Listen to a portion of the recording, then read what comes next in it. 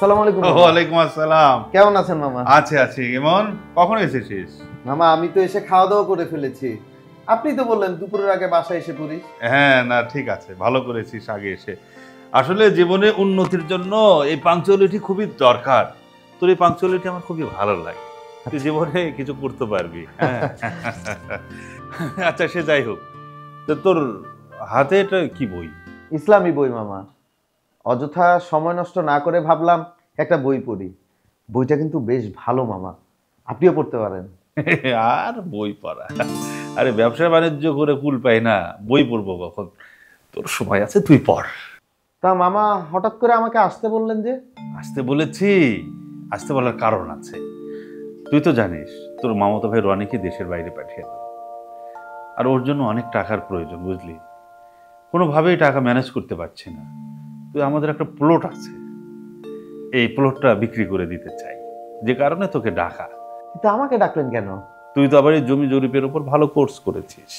আমি চাই যে তুই আমার ক্লায়েন্টকে সুন্দর মতো বিষয়টা বুঝিয়ে দিবি, বলবি যে কাগজপত্র 100% সঠিক, নিষ্কণ্টক জমি, কোনো ঝামেলা নেই, বুঝিস না?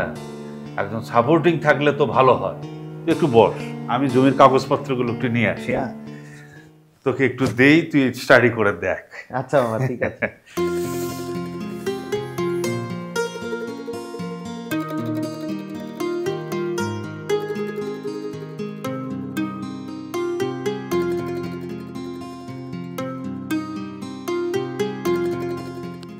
ইমন মামা এই যে সব কাগজপত্র, এটা তুই একটু দেখ, ভালো করে স্টাডি কর, যাতে করে তুই ক্লায়েন্টকে ভালো মতো বোঝাতে পারিস।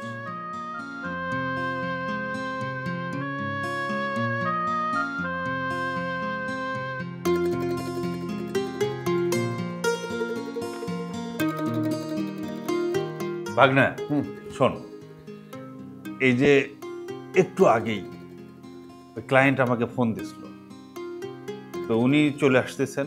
লোকটা ভালো, সহজ সরল মনে হলো, কাগজের ব্যবসা করে, কাগজ কলমের ব্যবসা করে, করিম নাম।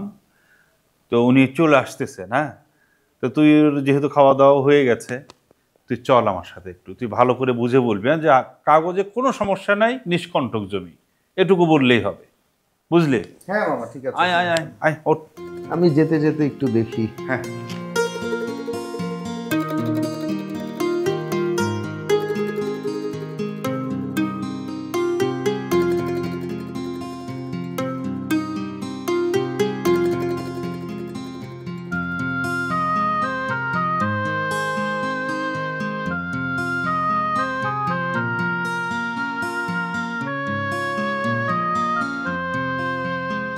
এই যে এই সেই জমি, বুঝছো? আমি যারে ডাকছি ও বেশ ভালো মানুষ, তুমি সুন্দর করে দলিলটা বুঝাই দিবা, ঠিক আছে? তুমি তো কাগজপত্রে পাকা, ওই জন্য কিন্তু তোমার সাথে রাখছি, ঠিকঠাক মতো কথা বলবা, ঠিক আছে? এই কি ফোন দিল? ও হো, ফোন দিছে। হ্যাঁ হ্যাঁ, করিম সাহেব। হ্যাঁ হ্যাঁ, ওই যে জমির লোকেশন যেখানে দিছিলাম ওখানেই তো দাঁড়াই আছি, আসেন। ও হো, আসেন আসেন আসেন আসেন আসেন আসেন। ভাগ্নে, হ্যাঁ মামা। করিম সাহেব চলে আসছে, ঠিকঠাক মতো কথা বলবা, বুঝছো? টাকার আমার খুবই দরকার। আসসালামু আলাইকুম। আসতে কোনো সমস্যা হয়নি তো? না না, এই যে এখানে এসেই তো চিনতে পারতেছিলাম না। আরে আপনার বলেন না, এত সুন্দর একটা প্লেস দেখছেন, মেইন রাস্তা এখানে, আবার এখানে 30 ফিট রাস্তা, আর এই যে জমি হচ্ছে এটাই। আসেন আসেন আসেন। হ্যাঁ, খুবই সুন্দর জায়গা। দেখ, এনে শরীরের অবস্থা ভালো না? আচ্ছা আচ্ছা আচ্ছা, ঠিক আছে। হ্যাঁ, ভালো লাগছে জমিটা দেখে আমার। হ্যাঁ, জমি মানে কি, এটা এই এলাকার মধ্যে এইরকম প্রাইম লোকেশন এবং এত সুন্দর জমি কিন্তু আর নাই। জমি কিন্তু একেবারে নিষ্কণ্টক, আর পরিমাপ একদম পুরো 5 কাঠা, সামান্য কম নাই। এই বিষয়ে আর কি বলবো, আমি হলাম কাগজ ব্যবসায়ী, কাগজ কলমের বাহিরে কোনো হিসাব বুঝি না। ওই জন্য আমি আমার এই ভাগ্নাকে সাথে করে নিয়ে আসছি। এই যে ভাগ্না দেখছেন, আচ্ছা, এই যে লেখাপড়া কেবল শেষ করছে, লেখাপড়া শেষ করে জমি জরিপের উপর একটা কোর্স করছে, জমি জমা সংক্রান্ত তার অগাধ নলেজ। আমরা সবাই এখন ভাগ্নের কাছ থেকে পরামর্শ নিই, যে কারণে এই কাগজপত্র দলিল টলিল সব সাথে করে নিয়ে আসছে আপনাকে বোঝানোর জন্য। আলহামদুলিল্লাহ, ভালোই হলো। আসলে এই যে আমি ছেলেপেলেদের ভবিষ্যতের কথা চিন্তা করেই জমানো টাকা দিয়ে একটা জায়গা কেনার পরিকল্পনা কোনো করলাম আর কি। টেনশন করেন না, আপনার ছেলেরা মহাসুখে এখানে থাকবে সেটাই ইনশাআল্লাহ। আমার বন্ধু ওই যে ফারুকের কাছে আপনার নাম শুনলাম, হ্যাঁ। তাই বিশ্বাস করে আপনার কাছে চলে আসলাম। আরে আমি তো এই এলাকায় নতুন না, উনি তো ঠিক জায়গায় পাঠাইছেন। এই এলাকা সবাই আমার চেনে। জমিটা তো দেখছেন ভাই, একেবারে 30 ফিট রাস্তার পাশে, চারিদিকে খোলামেলা। আপনি যখন বিল্ডিং করবেন চতুর্দিক থেকে আলো এসে পড়বে। বিল্ডিং এ আপনার দিনের বেলা বাতি জ্বালানোরই কোনো দরকার হবে না।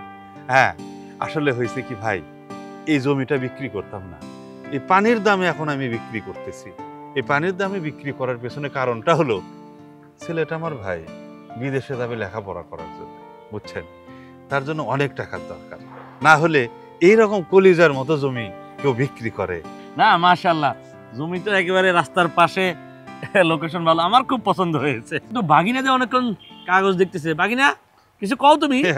বলো বলো, যে কাগজে কোনো সমস্যা নাই, বলো। মামা আসলে কিছু মনে করবেন না, আপনার কাগজপত্রে তো ঝামেলা আছেই, সাথে অন্যান্য ঝামেলাও আছে। ঝামেলা আছে মানে? কি বলছো এগুলো তুমি? মানে আপনার পাশাপাশি এই 5 কাঠা জমির মালিক তো আপনার 2 বোনও, অর্থাৎ আমার আম্মা এবং আমার বড় খালা। আরে তোর মা তোর খালা তারা কি জমি নিতে আসবে নাকি? এতটুকু জমি নিতে আসবে না কেন? এটা তো তাদেরও সম্পত্তি। তার চেয়ে বড় কথা, এটা তাদের হক মামা। আপনি তাদের হক এভাবে নিজে সিগনেচার করে সব জায়গায় তাদের না জানিয়ে আপনি বিক্রি করে দিবেন মামা? শোনো, এই জমি আব্বা মারা যাওয়ার পর থেকে আমি দেখভাল করতেছি। তোর মা এবং খালা তারা জানেও না যে এই জমি আছে কি নাই। অযথা তুমি এগুলোর মধ্যে করো না। আর ওই যে অফিসের ব্যাপার স্যাপার আছে না, ওইগুলো অফিসে গিয়ে পয়সা পাতি দিয়ে ঠিক করা যাবে, বুঝছো? সিল টিল সিগনেচার ওগুলো কোনো বিষয় না, বুঝছো? মামা আসলে আপনি কি বলতে চাইছেন? আপনি আপনার বোনদের না জানিয়ে তাদের জমি আপনি বিক্রি করে দিতে চাচ্ছেন, তাও আবার নিজে কাগজপত্র বানিয়ে।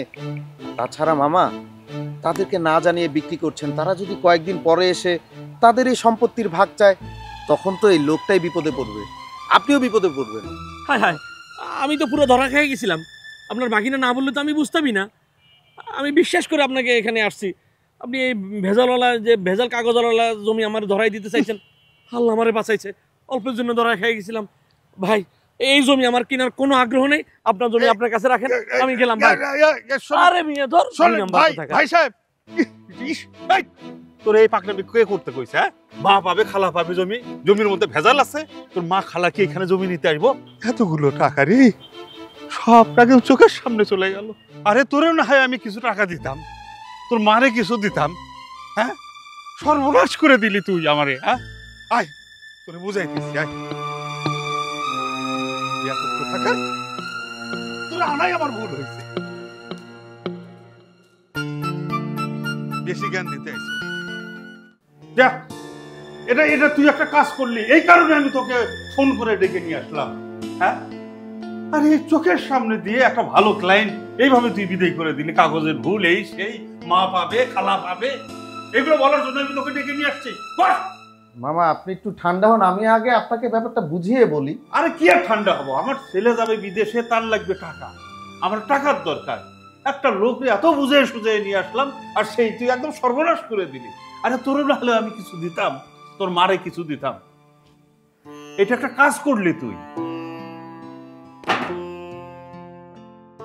মামা কিছুক্ষণ আগে আপনাকে বলছিলাম না, আমি একটা বই পড়ছিলাম, ইসলামিক বই। ওই বইটাতেই পড়লাম, নারীদের বাবার সম্পত্তি গ্রহণ করার অধিকার ইসলাম দিয়ে দিয়েছে। তাছাড়া সেই সম্পত্তি গ্রহণ করা ওয়াজিব মামা। মেয়েদের বাবার সম্পত্তি গ্রহণ করার দরকার নেই বা প্রয়োজন নেই, এই প্রশ্ন তো করাই উচিত না মামা। এটা তাদের হক, এই হক তাদের গ্রহণ করাই হচ্ছে শরীয়তের বিধান। এই আমাদের সমাজে মেয়েরা কি তার বাবার বাড়ির সম্পদ নেয় নাকি? দেখেছিস?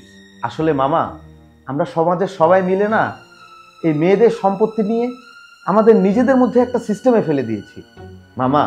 মেয়েদের সম্পত্তি গ্রহণ না করা হলো শরীয়ত পরিপন্থী কাজ, আর আপনি যদি এটাতে বাধা দেন, আপনি তো ইতিমধ্যে শরীয়ত পরিপন্থী কাজ করছেন, তাদের ওয়াজিব কাজে বাধা দিচ্ছেন মামা। এটা যে কত বড় পাপ আপনি সেটা রিয়েলাইজ করছেন মামা? সমাজে অনেক নারী আছে যারা অবহেলিত, গরিব, তারা যদি তাদের বাবার বাড়ির সম্পত্তিগুলো পায়, তারা নিজেরা স্বাবলম্বী হতে পারবে, তাদের অর্থনৈতিক অবস্থার উন্নতি ঘটবে। হ্যাঁ আমি মানি, অনেক মেয়ের বাবার বাড়ির তুলনায় স্বামীর বাড়িতে তাদের সম্পত্তি বেশি, কিন্তু তাও তাদেরকে তাদের সম্পত্তি বুঝিয়ে দিতে হবে, এটাই শরীয়তের বিধান মামা।